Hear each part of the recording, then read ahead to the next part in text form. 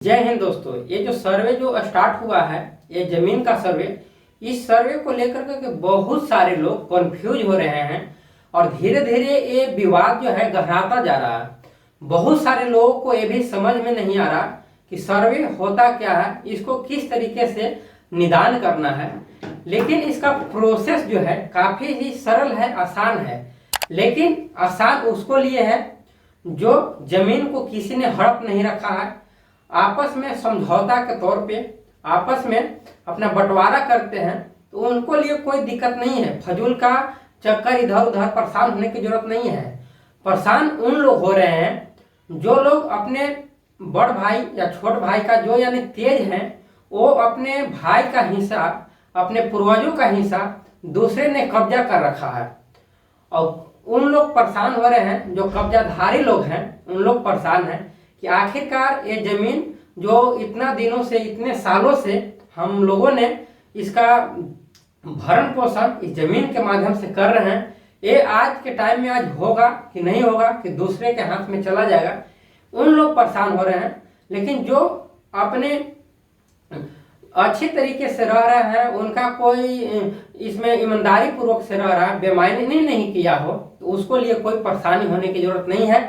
आसान, इसका प्रोसेस बहुत ही सरल है। लेकिन विवाद बढ़ता चला जाएगा तब जबकि अपना ही प्रॉपर्टी है और अपना प्रॉपर्टी में 2 भाई हो या 4 भाई हो, सहूलियत तरीके से इसका समाधान को निजात नहीं पाते हैं, तो धीरे धीरे विवाद जो है ये गहराता चला जाएगा। अब इतना ही नहीं, बहुत बड़ा ये विवाद भी खड़ा हो सकता है और अंततः नतीजा ऐसा भी हो सकता कि नहीं ये जमीन आपका और नहीं अदर पार्टी का रहेगा, और ये जमीन धीरे धीरे ये गवर्नमेंट के अंडर में आ जाएगा। यानी कि पूरी तरीके से गवर्नमेंट, इसका सरकार ने इस जमीन का मालिक बन जाएगा। इस चलते जितना हो सके अपने सहूलियत तरीके से जमीन का बंटवारा कर ले, अपना जो हिस्सा है अपने अपने हिस्सा रख ले, और जो भी अपना जो केवाला है नकल निकाले, खेसरा नंबर निकाले और पूरी तरीके से अपना एडजस्ट कर ले कि जमीन कहाँ पे है कहाँ ना है, और सर्वे अच्छी तरीके से करा ले, उनको लिए कोई दिक्कत नहीं है। लेकिन बहुत सारे वीडियो में कमेंट लोग करते हैं कि 5 भाई हैं और 5 भाई में से 4 भाई अपने अपने जमीन को बंटवारा कर लिए हैं, लेकिन एक भाई में से उनका जरा सा भी कुछ भी नहीं मिला, उसका सर क्या होगा? मैं उस जमीन का कैसे मैं हक लूंगा? इसको लिए भी है। और दूसरा भी ये भी डाउट बहुत सारे लोगों का हो रहा कि हमारी बहन शादीशुदा है लेकिन इस दुनिया में नहीं है, आखिर इसके नाम का पर ही सर्वे होगा या नहीं होगा? क्या इसके भी सर्वे कराना पड़ेगा? क्या इसका भी जो जमीन है ये उनके नाम पे उनके घर वाले को देना पड़ेगा या नहीं देना पड़ेगा? इस तरीके के बहुत सारे फिजूल सी ऐसे हैं। और बहुत सारे कुछ का ऐसे भी कमेंट है कि पहले से ही बड़ भाई ने अपने पिता को अपने इलाजों में, घर का जो मैटर है इसमें समस्या में मैंने अकेला खर्च उठाया हूं, इसलिए मैंने इतना जमीन रख रहा हूं। ऐसे तरह तरह के विवादें हैं। लेकिन मैं बारी बारी से समझाने का मैं प्रयास करूंगा। पहला जो है 5 भाई को लेकर के, जो 5 भाई हैं और 4 भाई ने इस जमीन का कब्जा कर रखा है और एक भाई को जमीन नहीं मिला है, तो इसको कैसे मिलेगा? ये दोस्तों ये सरल सी बात है कि 5 भाई हैं लेकिन इनका जमीन पे नहीं है, कब्जा मात्र किए हैं, लेकिन इनके पिता के नाम पे हैं।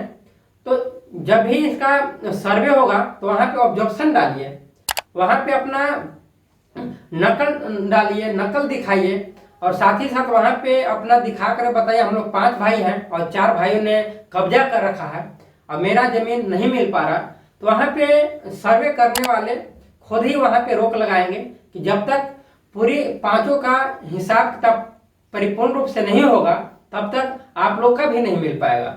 तब से 4 भाई ने भी ये सहूलियत तरीके से अपनाएंगे कि नहीं 5वां भाई को भी मिलना चाहिए, नहीं तो ये जमीन नहीं तो मेरा रहेगा, नहीं उस भाई का रहेगा, और पूरी का पूरी जमीन का जो है भागदार ये गवर्नमेंट अपना हाथ में ले लेगी।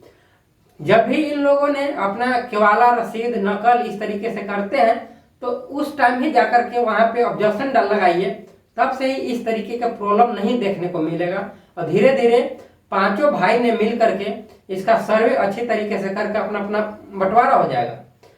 लेकिन दूसरी तरफ यह है कि मेरी एक बहन है और उसके शादीशुदा हम लोगों ने करा दिया था, लेकिन इस दुनिया में आज के टाइम पे नहीं है। क्या उसके नाम पर भी सर्वे होगा? क्या उसके नाम का ही सर्वे का हिस्सेदार जो खतिहान है, जो जमीन है, वो उनके नाम पे उनके घर वाले को दिया जाएगा? तो ऐसा नहीं है।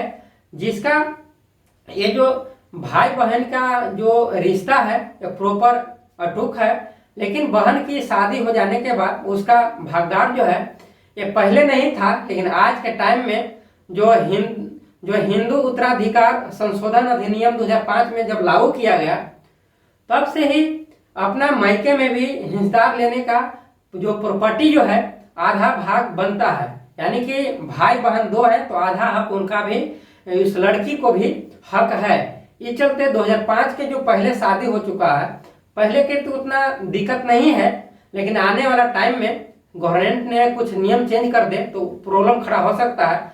लेकिन 5 के इधर की जो मामला है, इसमें भी उनका भी भागीदार है, इसलिए एनओसी बनाना बहुत ही जरूरी है। और जब एनओसी बनाते हैं और एनओसी बनाने के टाइम पे उसमें साफ तौर पर लिखा रहता कि क्या इसमें बहन यदि साइन करती है, और उसमें बहुत सारे फॉर्म रहते हैं उसमें दर्ज करना कि मैंने अपने पिताजी का जो भी संपत्ति है, दौलत है, मैं अपने भाई के ऊपर, अपने पिता के ऊपर सौंपती हूँ, और उसमें मेरा हक मैं अपना स्वयं अपना स्वीकार करती हूँ, और मैं उसमें हक का भागीदार नहीं हूँ। मैं अपना इच्छानुसार अपने पिताजी पे, अपने भाई के ऊपर सौंपता हूँ। तब से आने वाले टाइम में इस लड़की का, इस बहन का हक नहीं रहेगा।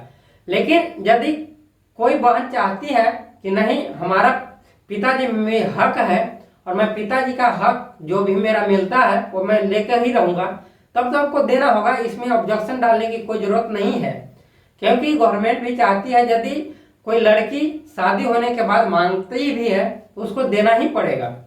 और दूसरी तरफ है कि अमीर के जो बेईमान लोग हैं, और बेईमान लोगों ने अपना जमीन को, दूसरे के जमीनों को कब्जा करके अपना खेती कर रहे हैं, भरण पोषण कर रहे हैं, और जिसका केवाला जो है, जिसका रसीद है किसी और के नाम पे है, तो उस स्थिति में क्या करें?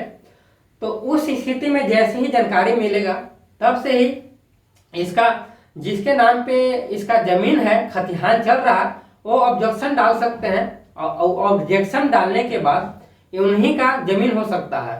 क्योंकि जो बेईमानी किया है शुरू से, तो उसका बेईमानी का हरदम आज ही इस टाइम में इसका निपटारा होगा। क्योंकि सर्वे तो इसीलिए तो किया जा रहा कि पहले के टाइम पे जो दबंगई करते थे, पहले के टाइम पे जो अपने दो लाठी के बल पे, अपने हौसले के बल पे, जो गरीब लोग, जो निर्धन लोग, जो अपने आगे पैसे नहीं था, उन लोगों से जमीन हड़प करके अपना खेती किया करते थे। आज के टाइम में जो हड़पा हुआ जो जमीनें हैं, वो गवर्नमेंट ने अपने अपने हक जिसका है पहले का, उन्हीं का दिया जा रहा। और जो इस तरीके से विवाद जो है बढ़ता जा रहा था। अब ऐसे में बता दूं कि पहले के अनुकूल जो गांव में लोग बताते हैं कि गांव में अब सर्वे सबसे पहले स्टार्ट क्यों होता है, तो जानकारी के अनुसार बता दूं कि 91% की लड़ाइयां जो है जमीनी विवाद को लेकर के, सबसे ज्यादा एक ग्रामीण क्षेत्रों के लड़ाई ज्यादा कोर्ट में, अपने सुप्रीम कोर्ट तक फॉर्म ज्यादा, ये सब के लड़ाई झंझट गिरते हैं। और जो 9% ही ऐसे हैं जो शहरी क्षेत्र को लेकर के विवादित जमीन को लेकर के ऐसा लफड़ा पड़ता है। ऐसा नहीं कि शहर में भी लड़ाई नहीं होता, शहर में भी होता है, लेकिन बहुत कम होता है। क्योंकि वहाँ के जो प्रॉपर्टी है, वहाँ के जमीनें हैं, काफी महंगी है, और काफी महंगी होने के बावजूद कस्टडी में ले लेगी, और अंततः अथवा हम लोगों को इस जमीन से, इस प्लॉट से हाथ धोना पड़ सकता है। लेकिन यही बात दूसरी तरफ अपने गांव का क्या है कि लाखों रुपए की जमीन मिल जाते हैं और इसका लड़ाई भी करने लगते हैं, कोई दूसरा का हक, प्रॉपर्टी छीन लेते हैं, जमीन को लेकर के मैं बात कर रहा हूँ। इस तरीके में लड़ाई भी लड़ेंगे तो बहुत कम पैसे में हो जाता है इस तरीके से। लेकिन शहर में डर बना हुआ रहता है, क्योंकि लाखों नहीं करोड़ों रुपए के भी जमीनें रहते हैं। अब ऐसी स्थिति में लड़ना नहीं चाहते हैं, क्योंकि एक एक गज के, एक एक पाउंड की वहां पर हिसाब किताब बहुत अच्छी तरीके से पूरे डॉक्यूमेंट्स के साथ अपने अपने घरों में रखे हुए रहते हैं, और जरा सा भी किसी दूसरे का जमीन हड़पने का काम नहीं करते हैं। लेकिन यही ग्रामीण क्षेत्रों में ऐसे दादा के नाम में चल रहा है, उनके 5 बेटे हो गए, पांचों बेटे का अपना खेती गृहस्थी अच्छी तरीके से चल रहा है, अपना अपना हिस्सा ले लिए हैं, लेकिन रजिस्ट्री नहीं करा रखे हैं और इसी तरीके से चलता जा रहा, दिन गुजरता जा रहा। और आज के टाइम में देखा जाए तो 70 साल तक हो गए, एक अभी तक बंटवारा जो नहीं किए हैं, और घर का फैमिली जो है दिन प्रतिदिन बढ़ता जा रहा। इसलिए लड़ाई झंझट, घर का बंटवारा होगा, घर का हिस्सा कोई लेगा दूसरे, अपना उस घर के ही लोगों ने, सदस्य ने, तो लड़ाई होना छोटी मोटी लेकर के निश्चित हो जाता है। इसलिए अपने अपने नाम पे रहेगा तो लड़ाइयाँ जो इतना फसाद जो हो रहा, इसको निपटारा पाया जाएगा, इसलिए ऐसा किया जा रहा है। और दूसरे में है, यदि कोई कब्जा कर रखा है और उसके पास कुछ भी नहीं है, या आपके पास ही जमीन है मान लिया जाए, और आपके खेती कर रहे हैं, लेकिन खेती करने के बाद भी आपका जमीन है, हर चीज है, लेकिन आपके पास कागज नहीं है, आपके पास कोई भी डॉक्यूमेंट्स नहीं है, तो वो जमीन हमारे नाम पर कैसे होगा? उसका जो है अपना नकल कैसे तैयार करेंगे, उसका केवाला कैसे निकालेंगे, खेसरा नंबर कैसे निकालेगा? इसका भी सिंपल प्रोसेस है। इसका जो एक ही है कि अपना जो बाई पेपर, किसी का पेपर भी नहीं है उस व्यक्ति का, वो भी आसानी से निकाल सकते हैं। सीधा जाइए अपने पंचायतों में, हर अपना क्षेत्रों में 4-5 अपना अमीन रहते ही हैं, वहाँ अमीन साहब से बताइए कि हम चलिए हमारे जमीन के पास, और वहाँ पे बताइए कि ये मेरा जमीन है, इसका जो अपना जो प्रपत्र इस फॉर्म में भरने के बाद अलग अलग हिस्सेदारी मिलेगा, अपना नाम पर होगा, लेकिन इसमें बारे में हमारा जरा सा भी इसमें कुछ भी डॉक्यूमेंट्स नहीं है, तो इसका कैसे निकालें? तो अमीन ही वहाँ के जमीन बताने के बाद ही वो अपना खुद ही अपना ही नाम से जो जितना नंबर होगा उस जमीन का वो अपना निकाल देंगे, और निकालने के बाद जैसे निकलेगा, निकालने के बाद वहां से आप जाइए, इसके बाद नकल तैयार कीजिए। नकल तैयार होने के बाद फिर खेसरा नंबर मिल जाता है। खेसरा नंबर मिलने के बाद पूरी जो डिटेल्स हैं उस जमीने का आपके हाथों में आ जाएगा, और जब आपने हाथों में आ जाएगा तो धीरे धीरे करके जो अपना एल्गोरिथम है गवर्नमेंट की, जिस प्रोसेस है, जो सर्वे जो कराने आते हैं, उन लोगों ने सारे प्रक्रिया बता देंगे किस तरीके से आपका जमीन आपके हाथों में आएगा, आपके हाथों में डॉक्यूमेंट्स मिलेंगे, इस तरीके से होगा। इसलिए घबराइए नहीं।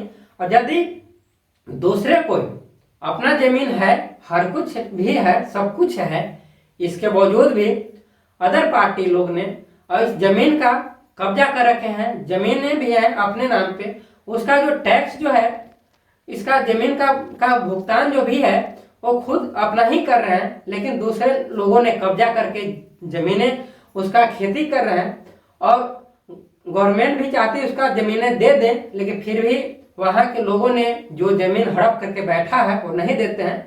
तो उस पर भी सरकार का एक नियम है, क्रिमिनल केस होगा।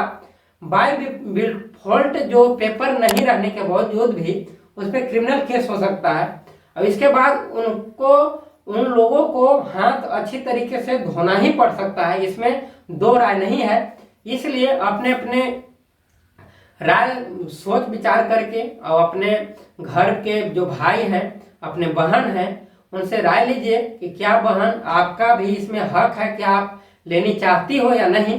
यदि वो बहन मना करती है तो कोई दिक्कत नहीं है, लफड़ा होने के चांस ही नहीं है, लेकिन वो बहन बोलती है कि नहीं मुझे भी हक चाहिए, तो आपको देना ही होगा।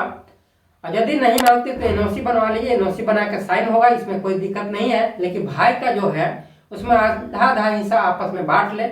आज के लिए इतना ही दोस्तों, जय हिंद दोस्तों।